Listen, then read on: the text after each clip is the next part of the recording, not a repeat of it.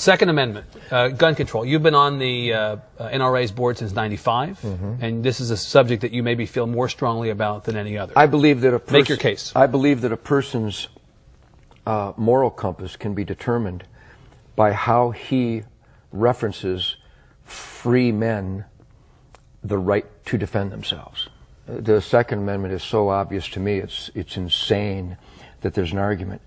God gave, let's pretend there is no document. Let's pretend brave families didn't leave the tyrants and the slave drivers of Europe so that they could practice the religion of their choice, so that they could speak out without being murdered, that they could produce wool without the king's men coming and taking it from them every season of harvest. Let's pretend none of that happened. Let's just pretend this guy named Ted Nugent parachuted onto Earth and woke up one morning and saw these wonderful resources and had dreams of excellence and being the best that I could be.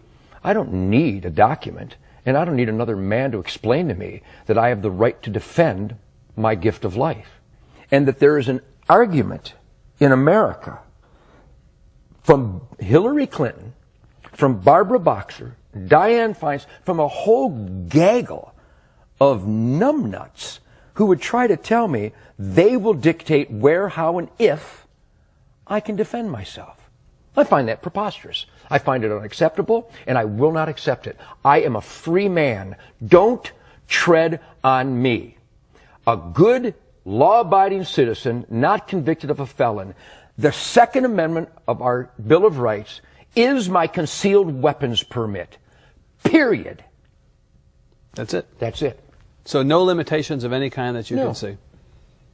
None. That's it. The limitation should be, instead of arresting people for molesting children 24 times, I would rather the dad walked into the room, found a person molesting that child, and blew his brains out. I would rather that the lady in Massachusetts last month who was taking her daughter to soccer, who was carjacked by a recidivistic maggot who'd been in the prison system all his life but was let out again because we feel sorry for him. Maybe he had a bad childhood. Instead of her being hijacked and murdered, I'd rather she just shot the bastard dead. But in Massachusetts, somebody decided she can't do that. So she's dead. I would rather she was alive and the carjacker was dead. I'm weird.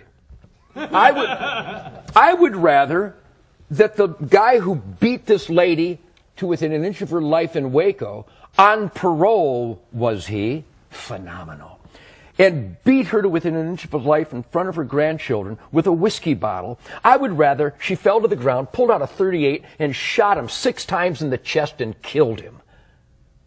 Am I weird? Because the guy is going to get out again. I don't like repeat offenders. I like dead offenders.